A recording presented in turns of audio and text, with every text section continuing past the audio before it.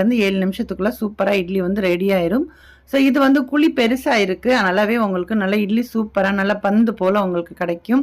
So idli தட்டு choose பண்றதுமே இருக்கு. இட்லி தட்டு ரொம்ப ஃப்ளாட்டா நம்ம சூஸ் பண்ணிட்டோம் அப்படின்னா, அந்த இட்லி வந்து கொஞ்சம் சப்ப சப்பையா இருக்கிற மாதிரி தான் இருக்கும். ஆனா நல்ல குழியா இருக்கிற மாதிரி இட்லி தட்டு வாங்கிக்கிட்டீங்க அப்படின்னா, அந்த இட்லி எடுக்கும்போதே நல்ல புஸ்ஸுன்னு நல்ல ஃப்ளஃபியாவும் இருக்கும் பார்க்கறதுக்கு. அதே மாதிரி நல்ல ஒரு ஸ்பான்ஜான இட்லியாவும் உங்களுக்கு சாப்பிடுறதுக்கு அந்த மெஷர்மெண்ட் கரெக்ட்டா அரைச்சீங்க அப்படின்னா, நல்லா பஞ்சு போல உங்களுக்கு இருக்கும் சாப்பிடுறதுக்குமே.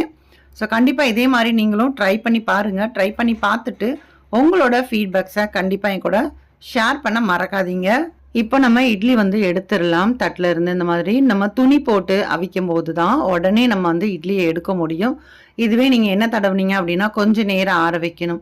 அதே மாதிரி அந்த இட்லியுமே நீங்க கொஞ்ச நேரம் ஆறுனதுக்கு அப்புறமா ரொம்ப ரஃப்பா இருக்கிற மாதிரி இருக்கும். ஆனா நம்ம துணி போட்டு அவிச்சோம் அப்படின்னா, அந்த இட்லி ரொம்ப நேரத்துக்கு